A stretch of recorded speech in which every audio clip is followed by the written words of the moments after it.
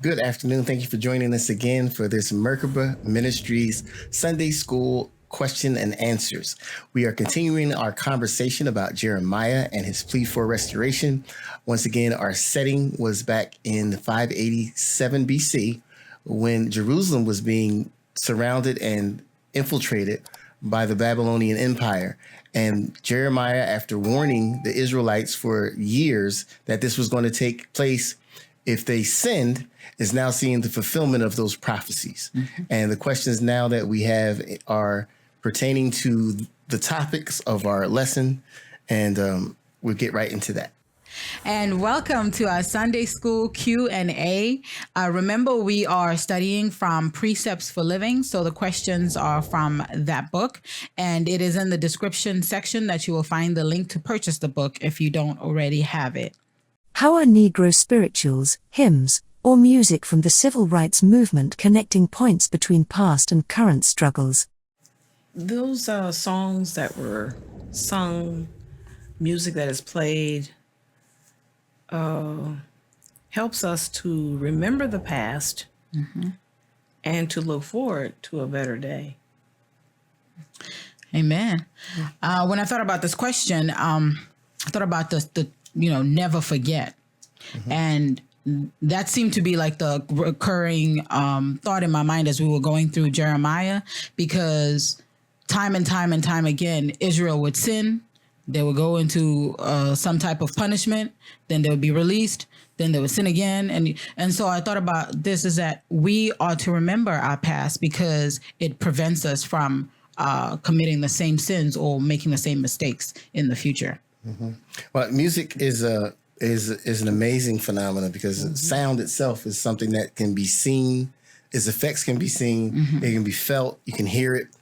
And is a way that just like kind of infiltrates you. Mm-hmm. You know, it infiltrates you even when you're unconscious of it.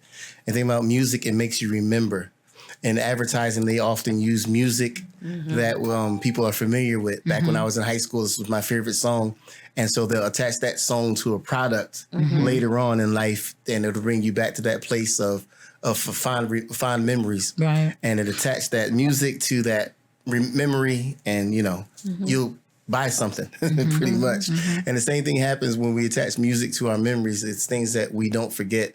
And we hear that song or we hear the tune or the melody and we remember all of those things that we went through. It's so important to remember because we're prone to forget. That's why God told the Israelites to take the law, bind it upon their wrists, put it as frontlets before their eyes, talk about them as they go along the way.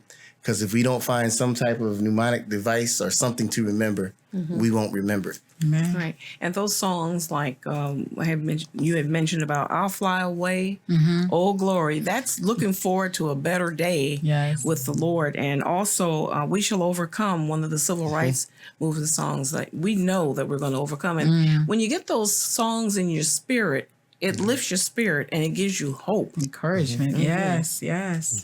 Amen. How can we look at troubling times through the lens of God's Word and realize what went wrong?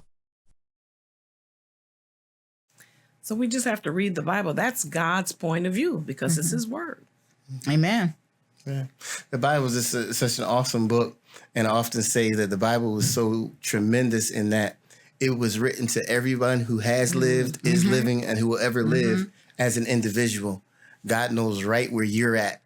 And he has, because the word is alive, is when you read the Bible, you're having a conversation and God will talk to you in your situation. Yes. So whenever we open up the book with an open mind and we want to hear the word of God and want to hear a word from God, God knows how to speak to you. He knows how to get in touch. And I think too, when we read the Bible, especially the Old Testament, I love the Old Testament. The Old Testament is to read with a mind of today. I know that things happened a long time ago, but I find it fruitful for me when I read the different stories about David and all those, great characters that we read about, is to think about today. What is happening today that is similar to what I'm reading about David or I'm reading about Solomon, and how can I use that now? And that always helps me out to get a better understanding. Yeah, and I like what you said about the Word of God. It's on an individual basis. You can take the same verse in a chapter.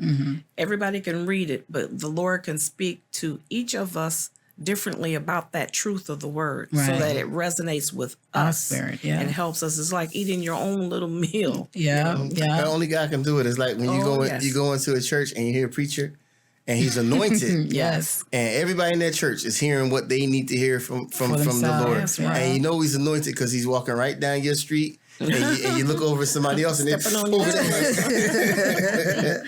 and only God can do it. Amen. Only God can do it. Amen. How can we accept responsibility before God and others for our sins and turn around to do what pleases Him? Okay. First, we need to acknowledge our wrong. That you have to come to grips with that you're not perfect. Amen. You know? Amen. And then ask God to change your heart. Ask God to change your heart, because as we discussed, we can't change our own heart. Amen. He takes the heart of kings and like water, he turns them any way he wants. But we can't change anyone else's heart, and we can't change our own hearts. So we have to go to God. Amen. And then you have to turn and do differently. Humbling ourselves before God and submitting and resisting the enemy, resisting sin, so that the enemy will flee from us. I remember you were just talking in the discussion about we don't see our own sin. We think everybody else's sin is worse than our own, but it takes humility and it takes submitting to God's word so that we can actually recognize that we have sinned, and then we can recognize that we have sinned against somebody, so we can actually go to that person and ask for forgiveness. Yeah, the Bible says to be swift to hear, slow to speak, slow to wrath, for the wrath of man worketh not the righteousness of God. And a lot of times we need to, our first impression a lot of times is we get angry if someone confronts us. And when we see ourselves, a glimpse of ourselves, a lot of times we're in that denial. We want to push it away. We don't want to accept that as us.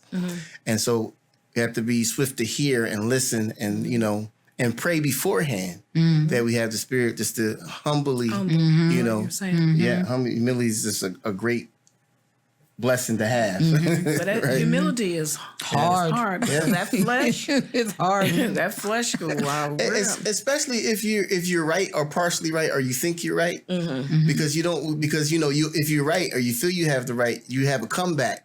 Before that's why the Bible says be swift to hear, because a lot of times we're swift to speak, right? And you just want to jump out and you feel like you're right, you feel like you're justified, and that's where it takes real humility. Real humility is like, because you think you're right. If you think you're wrong and you just go ahead, that's just foolishness, right? But if you really think that you're right, but you still take the time and have the patience to listen and hear, I think that's even a greater humility, right? Because just consider, I may be wrong, or even consider, I'm right, but me asserting myself as right may not be the best thing for the situation. Right. Maybe for the love and for the grace of God to be shown, maybe it's for me to take a hit for the team, so to speak. Right. Gotcha. We have excuse me, I'm sorry. No, go ahead. We have to practice humility to do it. Yes. It does not come naturally. It doesn't come naturally at all. Practice it, Not at all. And God gives us many situations where we can practice. Sometimes we pass and check off. Good, and sometimes we don't. Too many.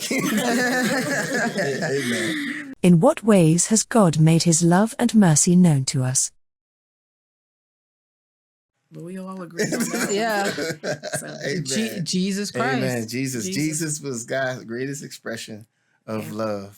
And the scripture was, for God so loved the world that He gave His only begotten Son, that whosoever believeth in Him shall not perish, but have everlasting life. John 3:16, as the kids will say. And it still is true. Amen. It didn't get old. Amen. Yes. Once again, thank you so much for joining us. If you have any questions, you have any input, any comments, we are eager to hear what you have to say. Make sure that you leave them in the comments below.